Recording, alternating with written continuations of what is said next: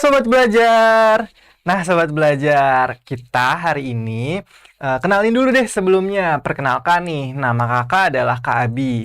Nah, Kak Abi di sini akan menemani Sobat Belajar untuk ngebahas tentang ngobrolin yang namanya UTBK di dalam bidang sosiologi.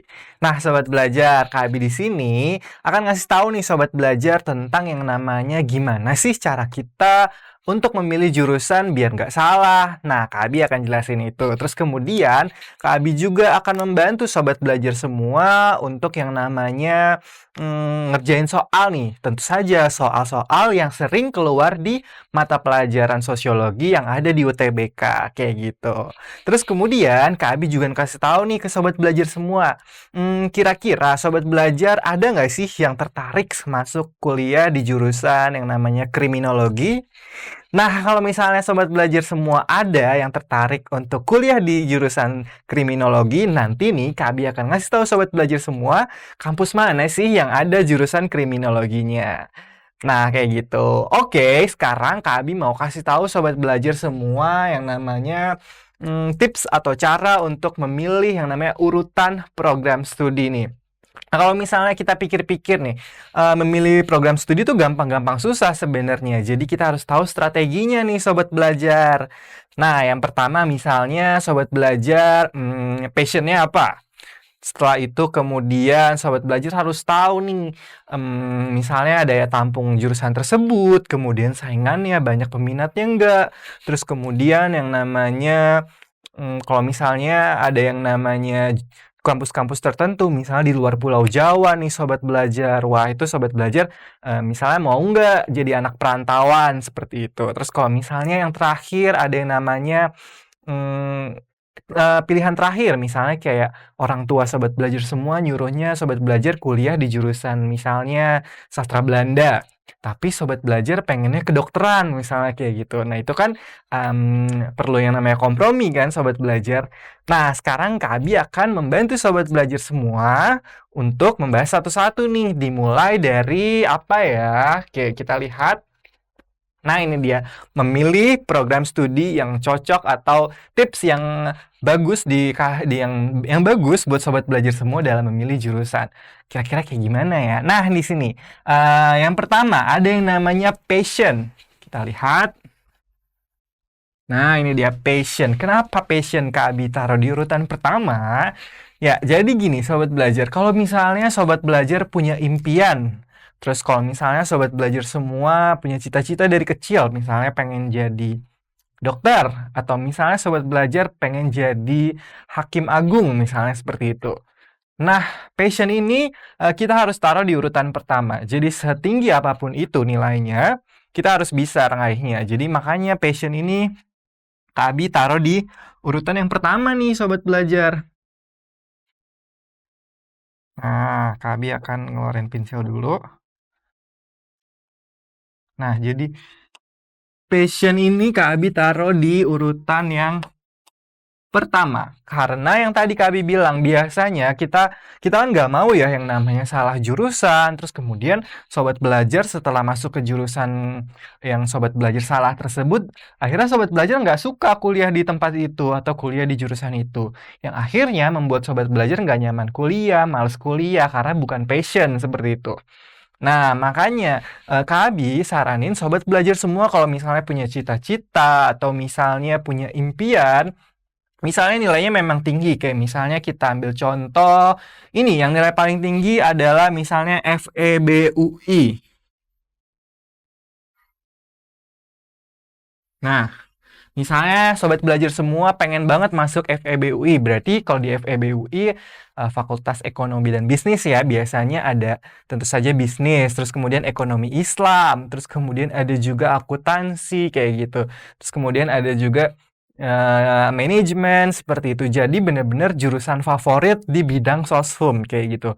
Nah, misalnya Sobat Belajar udah tahu nih kalau misalnya itu nilainya tinggi, tinggi banget malah dan persaingannya pun ketat kayak gitu. Jadi Sobat Belajar nggak apa-apa taruh itu di pilihan pertama, karena itu kan merupakan yang cita-cita Sobat Belajar semua seperti itu. Atau misalnya kita ganti deh, cita-cita Sobat Belajar semua ganti misalnya jadi Misalnya Kak Abi, ini diplomat, berarti Kak Sobat Belajar semua harus ngambil yang namanya kuliah di hubungan internasional. Wah, berarti kalau misalnya di hubungan internasional, biasanya ada di Fakultas Ilmu Sosial dan Ilmu Politik. Nah, itu juga termasuk tuh Sobat Belajar. Salah satu jurusan yang favorit seperti itu. Nah, biasanya kita taruh jurusan yang favorit itu di nomor satu. Kak Abi tulisin kayak gini. Nomor satu itu biasanya pilihan pertama. Jadi pilihan pertama biasanya adalah jurusan terfavorit. Ju Jurusan favorit Sobat Belajar atau jurusan impian Sobat Belajar nih. Misalnya Sobat Belajar mau kuliahnya di mana atau misalnya emang passionnya apa. Kayak gitu. Terus kalau misalnya Sobat Belajar passionnya di ini, bidang kesenian. Misalnya Sobat Belajar pengen ngambil yang namanya FSRD atau misalnya Fakultas Seni Desain kayak gitu. Tapi orang tua Sobat Belajar nggak suka kalau misalnya Sobat Belajar pengen masuk situ.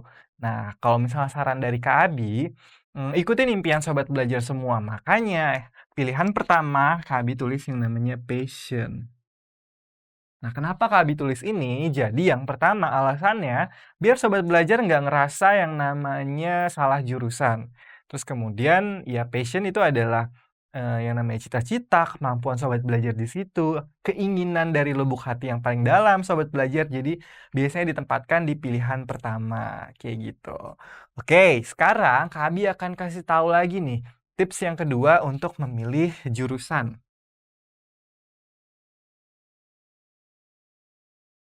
Tips yang kedua untuk memilih jurusan. Ada yang namanya urutan nilai. Nah, ini juga penting nih Sobat Belajar. Ya, jadi ini dia urutan nilai. Jadi Sobat Belajar sebelum yang namanya memilih jurusan, Sobat Belajar juga harus tahu yang namanya urutan nilainya. Jadi misalnya, Sobat Belajar tadi pengennya misalnya ini. Kita ambil contohnya, misalnya akuntansi UI. Pilihan pertama. Pilihan pertama adalah akuntansi UI.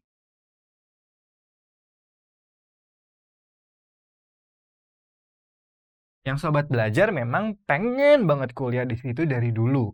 Nah, ini kan akuntansi UI nilainya agak tinggi nih. Kak lambangnya seperti ini. Nilainya dia tinggi. Persaingannya pun ketat. Jadi banyak sekali yang lainnya, orang-orang di luar sana yang pengen masuk jurusan akuntansi di UI. Nah, kemudian yang kedua, Sobat Belajar harus mengurutin yang namanya jurusan yang peminatnya sedikit, kemudian yang daya tampungnya lebih banyak, kemudian yang nilainya pun juga tidak terlalu tinggi seperti itu. Jadi misalnya kalau misalnya daya tampungnya banyak tapi peminatnya sedikit, itu kan membuka peluang kesempatan Sobat Belajar semua untuk diterima di jurusan tersebut lebih besar, seperti itu. Kalau misalnya daya tampungnya sedikit tapi peminatnya banyak, kayak misalnya yang tadi akuntansi UI, itu Sobat Belajar juga peluang masuknya sedikit, makanya dia harus ditaruh di urutan pertama, karena yang tadi peluangnya sedikit, kemudian dan nilainya tinggi. Nah, kemudian misalnya yang peluangnya lebih sedikit dari akuntansi UI, Kak Abi ambil contohnya ini jurusan misalnya kriminologi.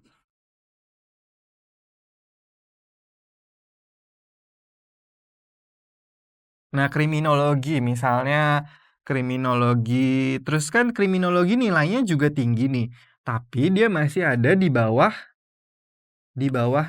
yang namanya akuntansi UI. Jadi Sobat Belajar bisa taruh nilai yang atau peminat yang lebih sedikit itu di urutan kedua.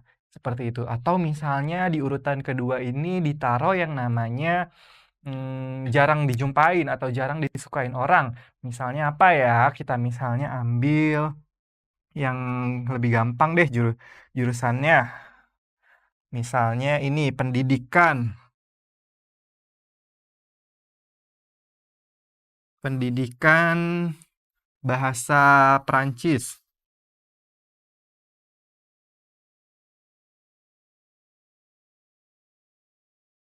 Nah, pendidikan bahasa Perancis di mana? Misalnya di UNJ.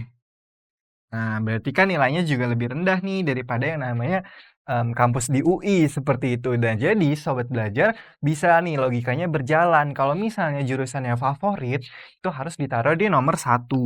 Terus kemudian jika jurusan atau kampusnya kurang favorit, itu bisa sobat belajar taruh di nomor 2 kayak gitu. Dan itu yang dibilang strategi dalam memilih jurusan nih sobat belajar. Kayak misalnya di sini nih Kabi ada yang namanya Ilmu Hukum Universitas Brawijaya. Nah, ini dia, Ilmu Hukum Universitas Brawijaya. Nah, ini kan dia di posisi ketiga nasional misalnya. Terus kemudian sobat belajar ngambil juga nih yang namanya Ilmu Hukum UNS. Nah, sobat belajar harus lihat di sini. Dia pesertanya yang di Unbrau dia ada 2.580-an nih. Terus kemudian peserta di UNS itu peminatnya dari 2.520-an. Nah, bedanya banyak ya. Nah, jadi sobat belajar harus taruh yang di UNS ini di urutan terbawah, urutan bawah. Nah, yang di Unbrau itu di urutan atasnya, seperti itu. Jadi tidak boleh ketukar. Kenapa harus demikian? Nah, ini penting. Jadi, sobat belajar harus taruh yang paling susah di atas, karena sobat belajar akan disaring dulu nilainya di situ. Jadi, kalau misalnya sobat belajar nilainya bagus, atau misalnya sobat belajar kemampuannya bagus, jadi paling tinggi daripada saingan sobat belajar semua, sobat belajar bisa langsung diterima di pilihan pertama. Nah, namun kalau misalnya sobat belajar nilainya rendah, alhasil sobat belajar misalnya tidak bisa masuk ke jurusan akuntansi UI nih. Nah, sobat belajar gagal di akuntansi UI. Nah, sobat belajar besar kemungkinan bisa diterima di yang namanya jurusan pendidikan bahasa Prancis yang ada di UNJ. Jadi itu adalah strateginya. Jadi sobat belajar nggak boleh ketuker. Jadi kan nilai paling tinggi, terus kemudian jatuh lagi ke nilai paling bawah atau nilai rendah berikutnya. Kayak gitu. Kalau misalnya sobat belajar taruh yang nilainya lebih rendah di posisi atas, sobat belajar bakalan cuman satu nih yang namanya pendidikan bahasa Prancis aja. Jadi kalau misal pendidikan bahasa Prancisnya nggak masuk, ya berarti jurusan bawahnya juga udah pasti nggak masuk dong, seperti itu. Nah, makanya yang tadi, jadi strateginya sobat belajar harus taruh jurusan yang paling rendah itu di bagian jurusan yang peminatnya paling sedikit itu di bagian bawah. Terus kemudian jurusan yang peminatnya sudah banyak atau peminatnya tinggi atau kampusnya populer itu biasanya sobat belajar harus taruh di posisi yang nomor 1 atau yang pertama. Nah, kayak gitu. Itulah kenapa nih sobat belajar harus inget yang namanya urutan nilai. Jadi sobat belajar sebelumnya juga harus riset nih urutan nilai di jurusan tersebut. Terus kemudian yang namanya daya tampung jurusan di kampus tersebut. Jadi bermacam-macam nih. Kayak gitu. Nah, sekarang kita akan lanjut ke tips yang ketiga dari Kak. Setelah sobat belajar memilih yang namanya urutan nilai, nah sobat belajar juga harus ngelihat lagi yang namanya peta persaingan. Nah, kenapa sobat belajar harus ngelihat peta persaingan? Kayak kita buka ya. Nah, peta persaingan ini sangat berhubungan erat nih sobat belajar sama yang namanya nilai yang tadi. Kalau misalnya kita udah lihat urutan memilih jurusan sesuai dengan nilai, berarti kita juga harus yang namanya ngelihat peta persaingan seperti itu. Jadi misalnya yang tadi persaingannya banyak atau enggak, terus kemudian peminatnya banyak atau enggak.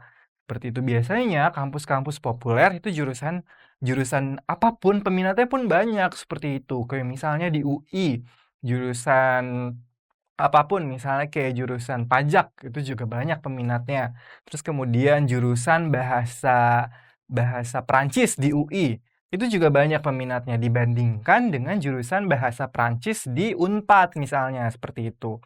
Nah, biasanya popularitas kampus itu juga mempengaruhi yang namanya peta persaingannya nih sobat belajar. Jadi sobat belajar harus tahu juga, nah yang namanya peta persaingannya itu banyak nggak nih yang namanya ikut atau misalnya daftar di jurusan tersebut. Kayak gitu. Atau misalnya kira-kira jurusan apa ya, misalnya jurusan seni karawitan kayaknya sedikit deh peminatnya. Nah, kalau misalnya sobat belajar memang passion di situ dalam bermusik tradisional, sobat belajar bisa milih itu, seperti itu. Itu yang dinamakan kita bisa melihat yang namanya peta persaingan. Jadi yang tadi persaingannya, kalau misalnya kita mau lihat secara kecilnya aja, misalnya sobat belajar, tanyain aja teman-teman sobat belajar, kamu mau jurusan apa kuliahnya besok?" Atau misalnya kayak gitu. Kan kita sedikit besar udah tahu nih kalau misalnya banyak sekali, atau teman-teman sobat belajar yang tertarik misalnya di jurusan, ilmu hukum seperti itu. Nah, berarti sobat belajar kalau misalnya nggak ada passion di hukum, sobat belajar langsung ngambil yang lain, misalnya ilmu-ilmu ekonomi, seperti itu. Kayak gitu caranya. Oke, persaingan udah, terus kita akan lanjut mhm,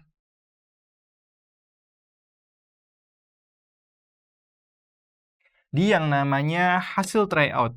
Nah, susunan keempat adalah sobat belajar harus mempertimbangkan yang namanya hasil tryout. Kenapa nih? Jadi gini, hasil tryout ini oke, sebentar. Nah, ini dia. Hasil tryout ini bisa jadi tolak ukur sobat belajar nih. Yang pertama, hasil tryout bisa jadi tolak ukur. Kayak gitu. Terus kemudian hasil tryout juga bisa ngelatih, bisa sobat belajar lihat nih, wah ternyata nilai aku tinggi banget nih, kenapa aku nggak ngambil jurusan yang lebih wow, misalnya seperti itu. Atau kenapa misalnya di ilmu hukum Universitas Brawijaya seperti itu.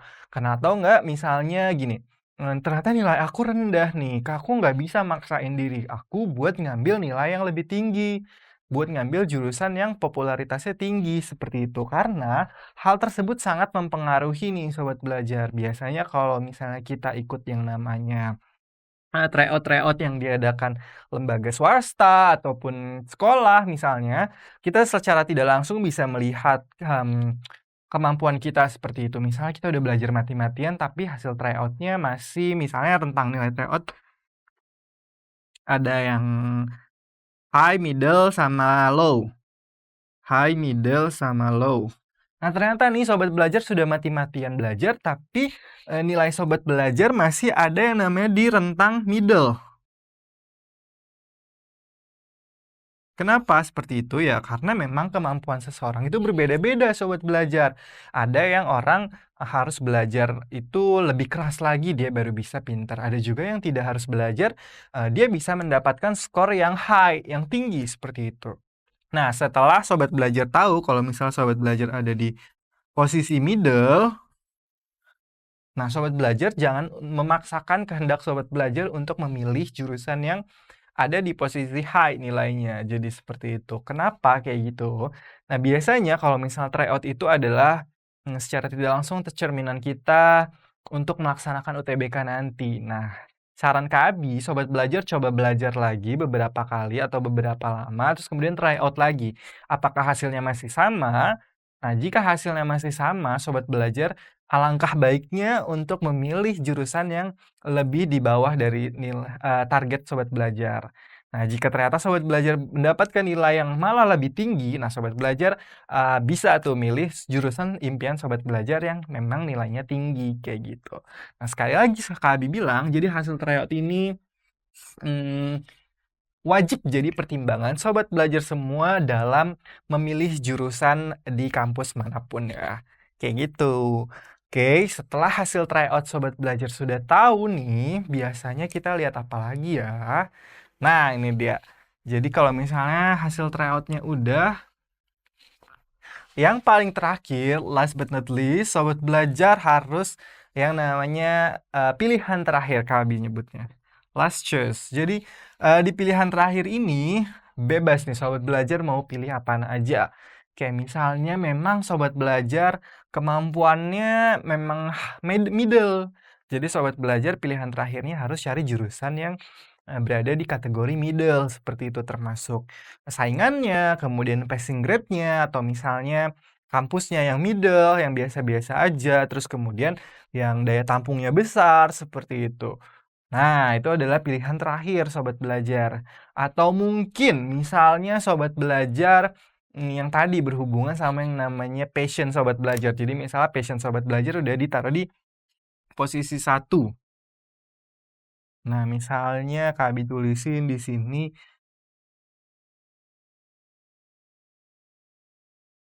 Misalnya passion sobat belajar ada di posisi 1. Nah, berarti di posisi kedua, misalnya sobat belajar disuruh masuk jurusan ilmu hukum. Walaupun sobat belajar nggak suka ilmu hukum, tapi yang nyuruh orang tua misalnya.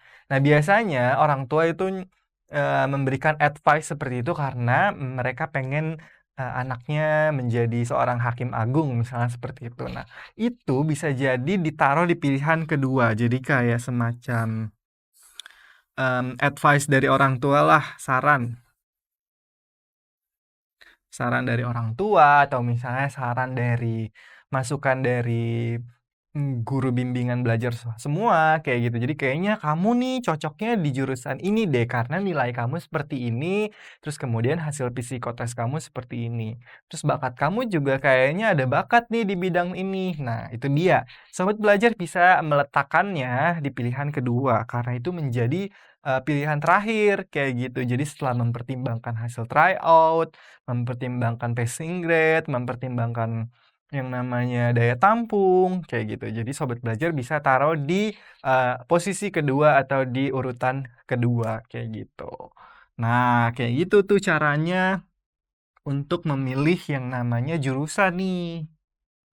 Jadi sobat belajar sekarang udah tahu nih, nggak perlu bingung-bingung lagi untuk yang namanya milih jurusan. Wah, aku misalnya masih bingung buat yang namanya milih milih kayak gimana nih, atau misalnya susunannya seperti apa, kayak gitu. Atau misalnya, aku takut nggak lolos dua-duanya, seperti itu. Nah, sobat belajar kalau takut nggak lolos dua-duanya, sobat belajar bisa gunain yang namanya, tips dari Kak Abi tadi nih, kayak gitu. Jadi harus bisa ada yang lulus salah satunya, seperti itu. Jadi sobat belajar selain belajar dengan tekun, belajar dengan rajin, efektif, kayak gitu, sobat belajar juga harus punya yang namanya strategi untuk memilih jurusan. Nah, itulah tadi strategi untuk memilih jurusan dari Kak Abi. Sekarang Kak Abi mau kasih tahu sobat belajar semua, kita masuk ke pembahasan soal ya. Kak Abi akan mau kasih tahu sobat belajar semua, contoh-contoh soal yang lumayan sering nih keluar di mata pelajaran UTBK Sosiologi. Kira-kira apa ya soalnya?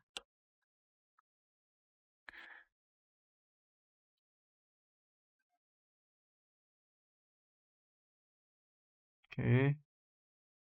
Nah nah ini dia, Kak Abi mau lihat nih sobat belajar semua kira-kira ada nggak sih yang masih siap atau enggak misalnya kabar belajar tuh kabarnya kayak gimana nih? Jadi, semenjak kita belajar untuk UTBK nih, kami mau tahu sobat belajar kabarnya kayak gimana sih? Nah ini dia, ternyata oh iya, kami beritahu dulu infonya. Jadi sobat belajar kita akan gunain yang namanya ahaslides.com. Jadi sobat belajar kalau misalnya mau berkomunikasi sama Kak dan mau nih yang namanya ngisi soal, sobat belajar bisa langsung masuk ke website www.ahaslide.com. Nah, setelah itu sobat belajar bisa langsung masukin kata kuncinya yaitu sosiologi. Nah, kira-kira udah berapa orang nih yang masuk? Wah, udah ada yang jawab yang namanya kabarnya sekarang lagi pusing. Pasti pusing mikirin UTBK kan? Oke, ada juga yang jawab, kabarnya biasa aja atau wow, ada yang luar biasa juga. Seimbang ya posisinya, 33%. Oke, Kabi, terima kasih banget Sobat Belajar sudah, mengisi form ini. Nanti kita akan coba buat jawab soal. Sobat Belajar siap-siap ya, karena Kabi akan nampilin soal yang Sobat Belajar, harus jawab. Oke, oh ada lagi ternyata. Oh, ada yang pusing juga. Nah, sobat belajar jangan pusing-pusing. Nanti Kak Abi di sini akan bantu sobat belajar semua untuk yang namanya cara ngerjain soal yang gampang atau misalnya cara jawab soal yang lumayan sering di mata pelajaran sosiologi. Oke, Kak Abi akan coba buka soalnya. Terima kasih. Nah, ini dia. Kak Abi akan membuka satu pertanyaan, sobat belajar bisa langsung ngisi ya.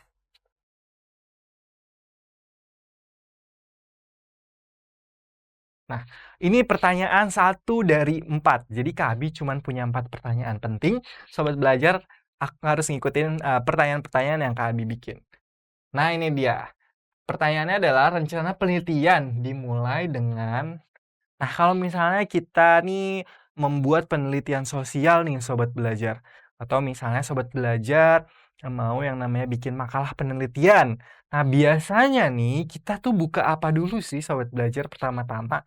Atau misalnya nyari data dulu, atau misalnya langsung observasi ke lapangan, atau misalnya Sobat Belajar membuat generalisasi kayak gitu. Nah, ini adalah pertanyaannya. Kita lihat. Oh sudah ya? Oke. Nah, ini dia. Jadi perencanaan penelitian dimulai dengan yang namanya pengumpulan data nih Sobat Belajar. Jadi awalnya kita biasanya kalau mau penelitian itu harus yang namanya ngumpulin data dulu. Jadi baik data yang ada di lapangan ataupun data pustaka. Nah, sebelum kita ke lapangan pasti kita yang namanya studi pustaka dulu nih Sobat Belajar. Kenapa kita harus studi pustaka? Oke, kita lihat dulu hasilnya, siapa orang-orang yang sudah jawab. Nah, ini dia leaderboardnya. Ya, kucing hutan, ada Yuma. Jalan atau tidak ini? Oke, Kak Abi sambil ngejelasin ke Sobat Belajar semua, jadi yang namanya kalau misal kita mau melakukan penelitian sosial, pada awalnya kita harus tahu nih yang namanya, mau penelitian apa. Nah, misalnya mau penelitian tentang, mmm siswa-siswa yang sering menggunakan sosial media Instagram kayak gitu. Nah, berarti kita harus studi pustaka dulu nih. Kita harus tahu targetnya siapa yang mau, terus kemudian, di mana, terus kemudian, kapan. Nah, biasanya itu kita studi pustaka dulu, baik dari Instagramnya kayak gitu. Jadi biasanya kita mengumpulkan datanya dulu, apakah datanya tersedia atau datanya tidak tersedia, seperti itu. Oke, Kak Abi akan coba lanjut ke pertanyaan berikutnya nih. Jadi di pertanyaan berikutnya ini, Kabi pengen Sobat Belajar semua yang lagi nonton nih, Sobat Belajar bisa jawab. Kita lihat. Nah, sikap mempertanyakan atau meragukan bukti atau fakta, nah disebut apa nih? Jadi kalau misalnya ada sikap apa sih yang harus kita tunjukkan kalau misalnya kita ragu sama bukti tersebut, biasanya disebut sikap apa? Ya waktunya tinggal 5 second lagi. Coba dijawab ya Sobat Belajar. Oke. Yes, time's up. Waktunya sudah habis. Kita akan lihat. Nah, berpikir kritis dan berpikir skeptis. Jadi ini beda tipis ya Sobat Belajar. Jadi ada yang namanya berpikir kritis dan berpikir skeptis nih. Jadi Kak Abi akan jelasin di sini sedikit. Jadi kalau misalnya yang namanya berpikir kritis, ada 3 orang nih yang jawab. Jadi berpikir kritis adalah ini, Sobat Belajar mengkritisi sesuatu yang sudah ada hasilnya, seperti itu. Jadi sesuai dengan kaidah-kaidah tertentu. Jadi Sobat Belajar tinggal mengkritisi saja.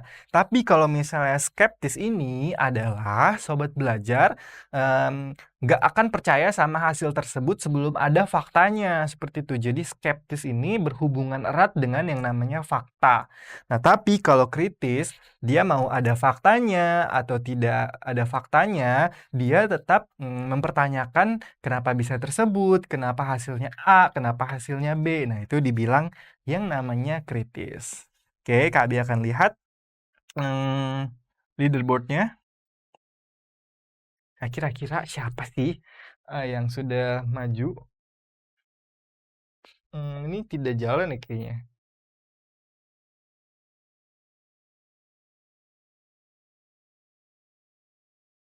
Oh, ini langsung peringkat seperti itu. Oke, nggak apa-apa. Nah, Kak Abi akan coba masuk ke pembahasannya. Kita akan coba ngebahas yang namanya penelitian sosial. Jadi kalau misalnya di sosiologi ada yang namanya bab penelitian sosial nih. Nah, ini dia babnya. Penelitian sosial. Nah, kenapa sih penelitian sosial ini masuk dalam pelajaran sosiologi ya? Karena penelitian sosial ini kalau misalnya Sobat Belajar tahu, dia berhubungan erat dengan yang namanya kegiatan sosial. Jadi antara manusia bertemu dengan manusia yang lainnya, seperti itu. Atau manusia bertemu dengan objek, atau manusia bertemu dengan subjek, something like that, seperti itu. Terus kemudian kita lihat rencana oh ya, awalnya nih sobat belajar kalau misalnya mau bikin sebuah penelitian, sobat belajar harus tahu yang namanya rencana penelitian. Jadi sobat belajar harus memiliki plan, harus memiliki rencana. Jadi sobat belajar nggak bisa nih langsung tiba-tiba besok pagi sobat belajar mau, penelitian, padahal sobat belajar belum merancang penelitian sobat belajar. Nah, itu nggak boleh, jadi sobat belajar harus, merencanakan dulu. Nah, kita lihat perencanaan penelitian, biasanya ada apa aja. Nah, di perencanaan penelitian biasanya ada syarat-syarat yang harus sobat sobat belajar lakukan. Kayak misalnya, eee, sobat belajar harus sudah tahu nih siapa yang mau jadi objek penelitiannya, kayak gitu. Nah, terus ada yang namanya cara berpikir seorang peneliti. Nah, di cara berpikir seorang peneliti ini, biasanya nih sobat belajar, cara berpikir seorang peneliti ini, itu ada yang namanya berpikir si peneliti harus bersikap kritis. Yang pertama harus kritis, terus kemudian yang kedua harus, jujur, kayak gitu. Terus cara berpikir seorang peneliti juga harus, berdasarkan fakta.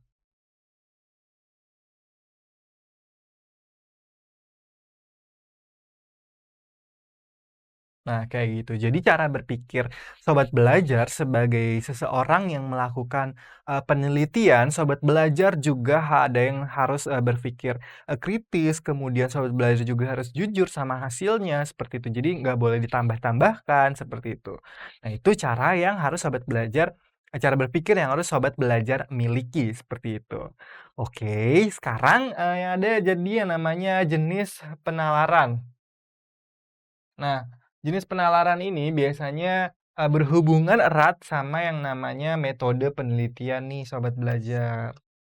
Nah, metode penelitian ini digunakan tuh tergantung sobat belajar pengennya kayak gimana. Kalau misalnya ada yang menggunakan metode penelitian deskriptif, kuantitatif, kualitatif, something like that. Jadi seperti itu. Jadi banyak ya penelitian-penelitian yang menggunakan metode. Atau misalnya sobat belajar menggunakan metode penelitian yang memang sudah ada seperti itu. Jadi misalnya metode penelitian dari seseorang atau dari ilmuwan di dalam bidang ilmu tersebut, kayak gitu. Nah, metode-metode tersebut bisa digunakan, misalnya sobat belajar mau kuliah di jurusan arkeologi. Nah, jadi metode penelitiannya adalah misalnya metode penelitian arkeologi atau misalnya penelitian, siapa, kayak gitu, misalnya Buya Hamka, something like that, seperti itu. Oke, sekarang kita sudah tahu ya yang namanya awalnya. Jadi rancangan kalau misalnya mau bikin penelitian itu seperti apa. Jadi harus dirancang dulu nih. Jadi kayak sobat belajar udah tahu apa yang mau diteliti, metodenya apa, terus sobat belajar harus cara berpikirnya seperti apa. Nah, itu dia. Oke, sekarang kita akan melihat lagi yang namanya ini. Jenis-jenis penelitian. Wah, ini juga nih. Jenis-jenis penelitian biasanya apaan aja sih yang harus sobat belajar ketahui. Nah, jenis-jenis penelitian ini ada yang namanya berdasarkan macam-macam. Yang pertama, berdasarkan tujuan. Nggak kelihatan. Yang pertama itu berdasarkan tujuan. Oke. Nah, jadi kalau misalnya sobat belajar tujuannya mau ngedapetin apa nih? Nah, itu bisa, berdasarkan tujuan, seperti itu. Terus kemudian yang kedua, berdasarkan tempat. Nah, sobat belajar mau meliti di mana misalnya? Misalnya di daerah terpencil, seperti itu. Atau misalnya, sobat belajar mau meneliti area pemerintahan, misalnya kayak gitu. Atau misalnya sobat belajar mau meneliti, satu kelas aja, seperti itu. Nah, itu berdasarkan tempat biasanya. Terus kemudian yang ketiga ada yang tadi berdasarkan metode. Sama ya, berhubungan erat sama yang namanya metode yang harus digunakan. Nah, terus kemudian ada yang namanya berdasarkan data. Nah, ini berdasarkan data ini misalnya sobat belajar mau meneliti misalnya masjid. Nah, itu kan biasanya, berdasarkan berdasarkan religion, seperti itu. Terus kemudian sobat belajar mau meneliti yang namanya kebudayaan Jawa misalnya. Nah, itu kan berarti yang berhubungan dengan culture, seperti itu, kebudayaan. Nah, itu penelitian-penelitian tersebut biasanya dikelompokkan ke dalam yang namanya berdasarkan data kayak gitu. Oke, sekarang kita sudah dapat yang namanya jenis-jenis penelitian ya. Terus Kak Abi akan coba kasih tahu sobat belajar lagi yang namanya pendekatan penelitian. Nah, ini dia. Jadi pendekatan penelitian itu ada dua macam. Yang pertama kualitatif dan yang kedua kuantitatif. Nah, sobat belajar ada yang tahu belum arti kualitatif dan kuantitatif? Nah, ini dia. Kak Abi akan kasih tahu nih sobat belajar semua. Kenapa penelitian kualitatif, kenapa kuantitatif? Jadi, sobat belajar harus tahu dulu artinya.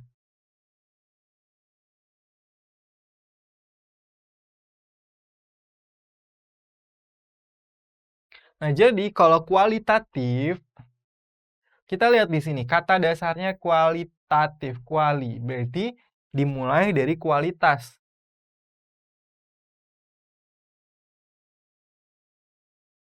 Kualitas atau kualitas. Jadi pokoknya intinya dia kualitas ya. Nah, berarti kalau kualitas biasanya sobat belajar harus mengedepankan namanya kualitas penelitian tersebut. Jadi biasanya dia hanya satu objek aja. Satu objek.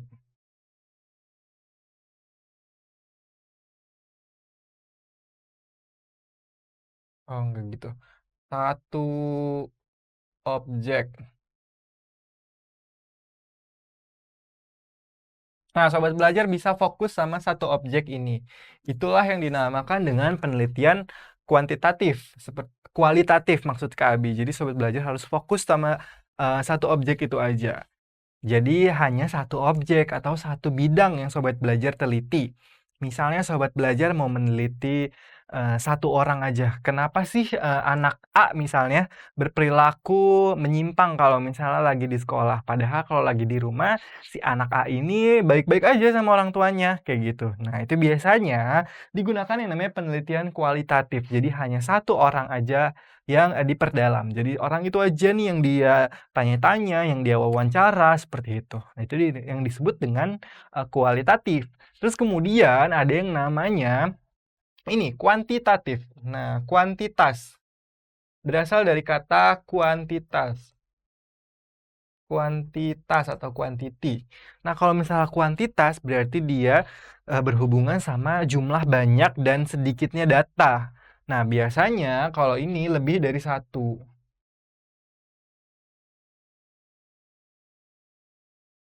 Nah, kalau misalnya sobat belajar mau melakukan penelitian yang lebih dari satu, sobat belajar bisa menggunakan metode kuantitatif kayak gitu. Jadi sobat belajar misalnya mau meneliti em, salah satu kelas, satu kelas soshum di sekolah sobat belajar kira-kira nih mereka mau memilih jurusan apa ya.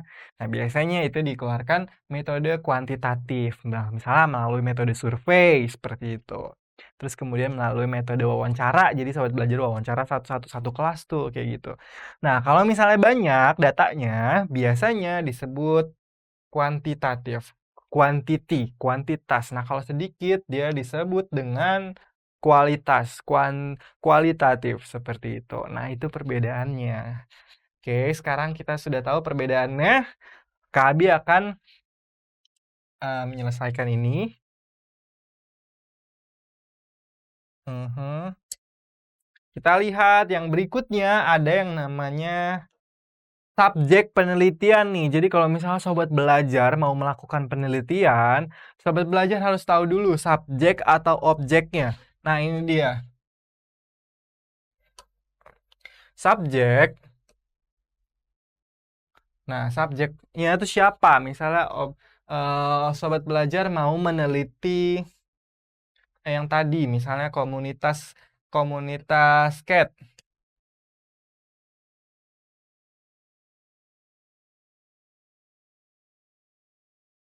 Komunitas skate misalnya Sudirman, Jalan Sudirman. Nah, kan banyak ya kalau misalnya sobat belajar yang tinggal di Jakarta nih, di sepanjang Jalan Sudirman kan banyak tuh anak-anak skateboard.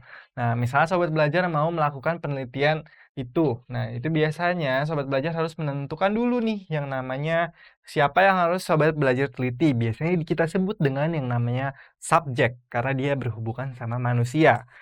Nah, beda lagi kalau misalnya sobat belajar mau melakukan penelitian yang namanya penelitian dengan benda. Misalnya, kalau penelitian dengan benda itu disebut dengan penelitian objek. Kayak misalnya contohnya sobat belajar mau meneliti tentang bangunan-bangunan Belanda.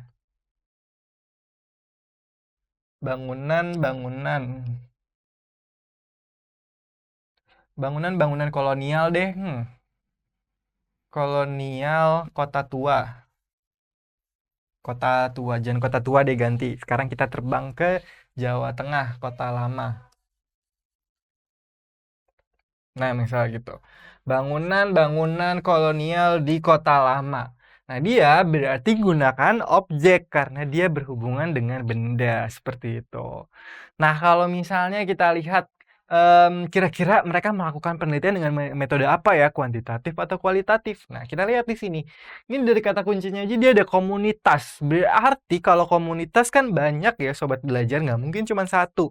Nah, kalau komunitas berarti banyak, berarti dia dipakai penelitian yang namanya kuali atau kuanti. Kuanti atau kuali, jadi kualitatif. Kualitatif. Nah, gitu. Jadi, kalau misalnya banyak orangnya, kita menggunakan metode kualitatif. Nah, berarti kalau ini bangunan-bangunan kan lebih dari satu ya, berarti kita menggunakan kualitatif juga. Nah, seperti itu. Jadi, begitulah, cara kita untuk, melakukan penelitian. Biasanya kita harus tentukan objeknya atau subjeknya, terus kemudian metode apa yang harus kita gunakan, seperti itu. Oke, sekarang Kak Abi akan lanjut nih Sobat Belajar. Kak Abi akan lanjut yang namanya ngeliat, wah ini dia manfaat penelitian. Jadi kalau misalnya penelitian, sobat belajar harus tahu juga nih manfaatnya apa. Nah biasanya nih manfaat ini nih, sobat belajar pengen ada sumbangsihnya untuk negara, ada sumbangsihnya untuk dunia pendidikan dan ilmu pengetahuan seperti itu. Terus kemudian sumbangsihnya untuk warga lingkungan sekitar seperti itu, atau misalnya untuk diri sobat belajar sendiri agar lebih tahu tentang suatu hal. Nah, itu dia. Jadi sobat belajar harus punya tujuan-tujuan tersebut kayak gitu. Misalnya tadi penelitian kebudayaan. Itu kan biasanya untuk yang namanya sumbangsi di dunia pendidikan, kemudian ke government juga seperti itu. Terus kalau misalnya penelitian tentang skateboard tadi, jadi pemain-pemain skateboard yang ada di Jalan Jenderal Sudirman, biasanya penelitiannya untuk misalnya diri sendiri atau misalnya untuk Mmm, bagi pemerintah juga biar tahu kalau misalnya warganya ada yang gemar naik skateboard, bermain skateboard seperti itu. Terus kemudian bagi, warga sekitar juga, lingkungan sekitar, bagi masyarakat, nah kayak gitu. Jadi di akhir penelitian nanti biasanya, sobat belajar akan dapat nih tujuannya untuk siapa, manfaatnya untuk siapa. Nah biasanya, di awal bab pertama itu ada yang namanya tujuan dan manfaat penelitian. Nah, sobat belajar, kasih tahu deh tuh tujuannya apa, terus kemudian manfaatnya juga apa. Nah, itulah tadi yang namanya, penelitian sosial. Jadi kalau misalnya sobat belajar mau ngelakuin yang namanya penelitian sosial, sobat belajar harus ingat yang namanya rencananya, kemudian jenis penelitiannya apa, terus kemudian dilanjut dengan pendekatan penelitian, subjeknya siapa, kemudian manfaat yang sobat belajar dapat dari penelitian tersebut. Oke, karena kita udah selesai, kami akan coba, ngasih soal buat sobat belajar, kira-kira 2 soal lagi yang harus sobat belajar, jawab. Nah, ini dia sobat belajar harus jawab soalnya. Kami akan kasih tahu soalnya, bukan ini. Oke, Nah, ini dia. Oke, Kak akan lanjut ke soal ketiga. Soal ketiga dari 4. Berarti tinggal 2 soal terakhir ya, sobat belajar. Oke, soal dibuka. Nah, ini dia. Data yang diperoleh langsung dari catatan lapangan disebut dengan data apa nih?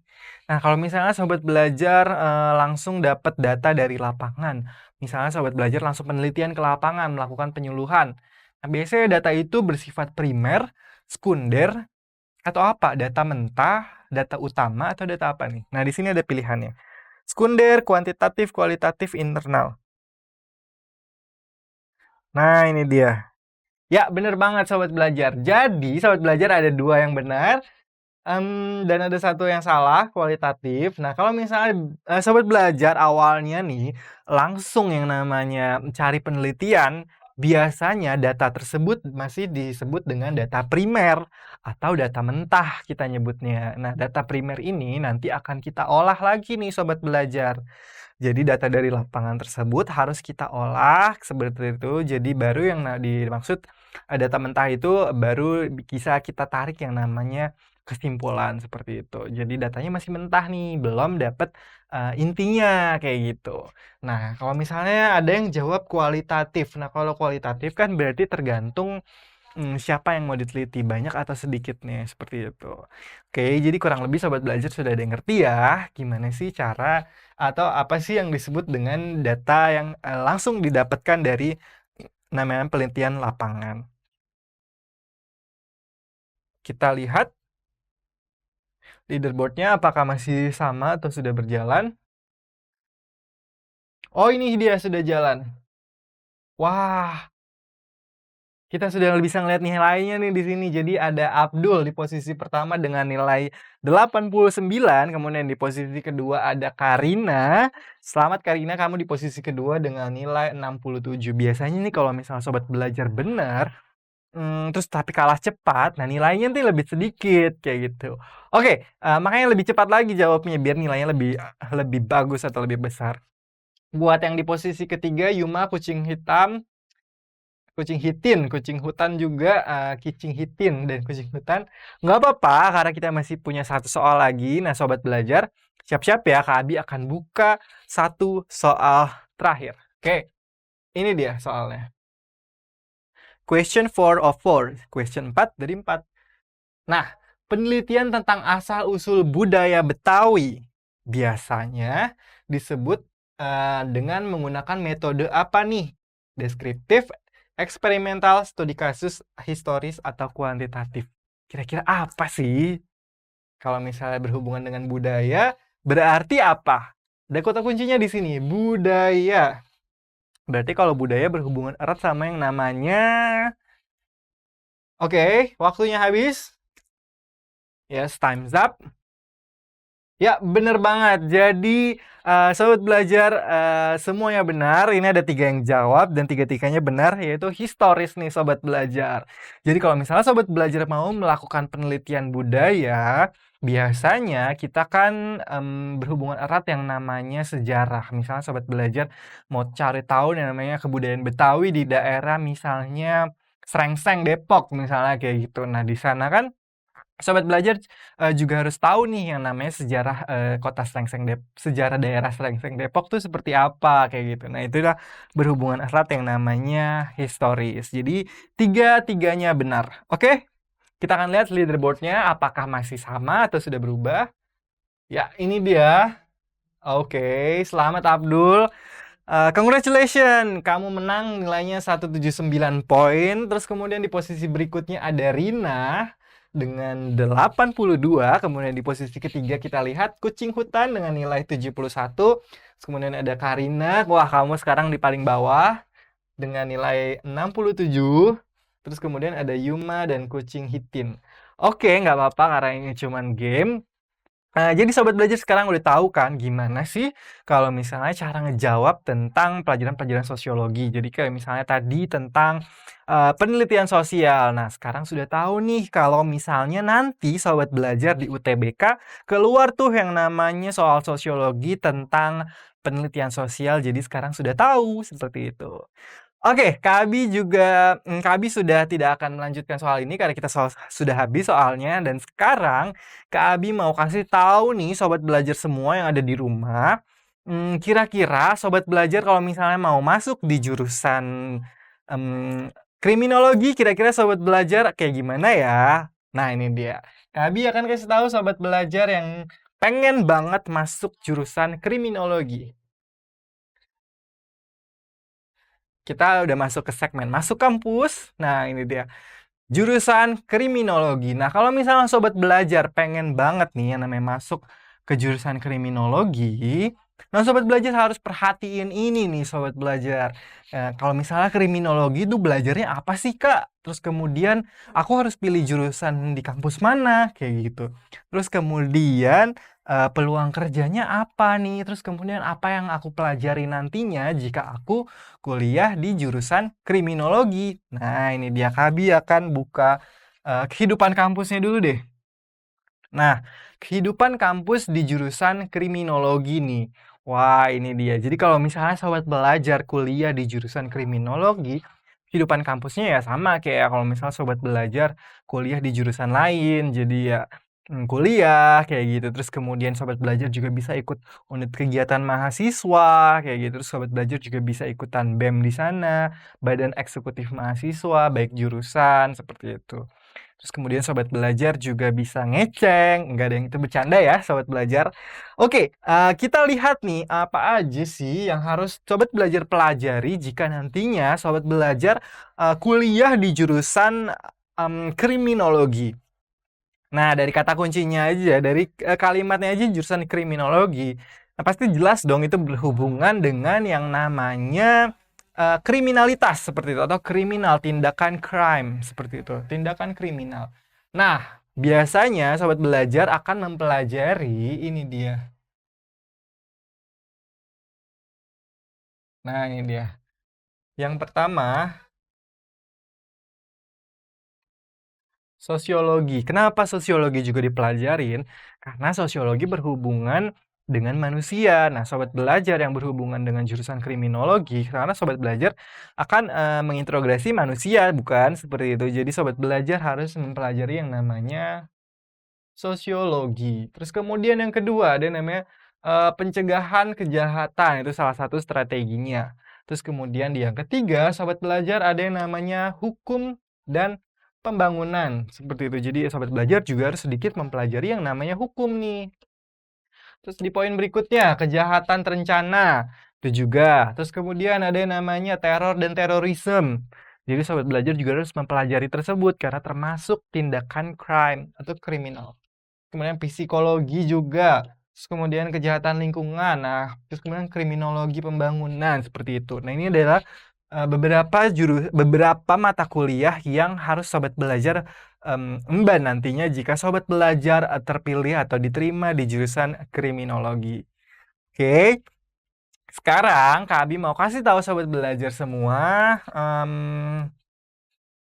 yang namanya ini.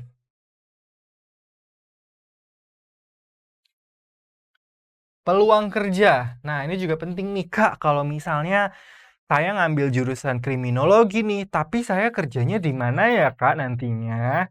Nah, kalau misalnya sobat belajar kuliah di jurusan kriminologi, sobat belajar nggak perlu khawatir nih. Karena jurusan kriminologi ini adalah jurusan yang sedikit. Terus kemudian banyak dicari sama dunia masa kini, dunia kerja. Kayak misalnya sobat belajar bisa bisa kerja di kepolisian seperti itu. Terus kemudian sobat belajar juga bisa kerja atau bergabung dengan KPK atau Komisi Pemberantas Korupsi seperti itu. Terus kemudian sobat belajar juga bisa mendirikan detektif swasta seperti itu. Kayak misalnya sobat belajar yang suka nonton film Sherlock Holmes seperti itu, atau misalnya film-film Korea yang berbau detektif, drama Korea yang banyak detektifnya. Nah, biasanya mereka punya agen rahasia yang swasta atau yang pemerintah punya. Kalau misalnya swasta ya udah swasta yang melembagakan. Kalau misalnya pemerintah berarti kepolisian seperti itu, atau misalnya di bidang kehakiman juga kayak gitu. Terus kemudian sobat belajar bisa juga memasuki bidang-bidang yang lainnya kayak gitu. Oke, sekarang kita udah tahu ya kalau misalnya sobat belajar nggak punya khawatir kalau misalnya memilih jurusan di bidang kriminologi. Nah, lanjut aja, Kabi akan ngasih tahu nih daftar kampus yang ada jurusan sosiologinya. Kriminologi maksud Kak Abi, kok jadi sosiologi? Nah ini dia, kampusnya adalah ternyata cuman satu nih Sobat Belajar, jadi cuman ada, di Universitas Indonesia. Jadi Sobat Belajar yang pengen masuk ke jurusan kriminologi, Sobat Belajar, bisa kuliah di Universitas Indonesia, terutama di FISIP UI, karena satu-satunya kampus negeri yang punya jurusan kriminologi itu di UI doang nih Sobat Belajar. Kalau misal di kampus swasta ada misalnya di daerah Riau. Nah, seperti itu. Jadi kalau misalnya mau yang negeri atau yang ada di UTBK, di SBMPTN, Sobat Belajar bisa milih kriminologi UI. Nah, kayak gitu. Nah, jadi di kriminologi UI ini, Sobat Pelajar nantinya akan mempelajari yang namanya mata kuliah yang tadi tuh. Yang namanya kriminologi pembangunan, sosiologi, psikologi juga, kayak gitu. Nah, Sobat Belajar bisa lihat nih passing grade-nya kalau misalnya mau masuk kriminologi UI, lumayan tinggi nih kalau misal Sobat Belajar mau. Jadi harus yang namanya belajarnya dikebut lagi, belajarnya diefektifin lagi, seperti itu. Nah, karena kampusnya cuma ada satu dan pasti banyak juga yang pengen masuk jurusan kriminologi.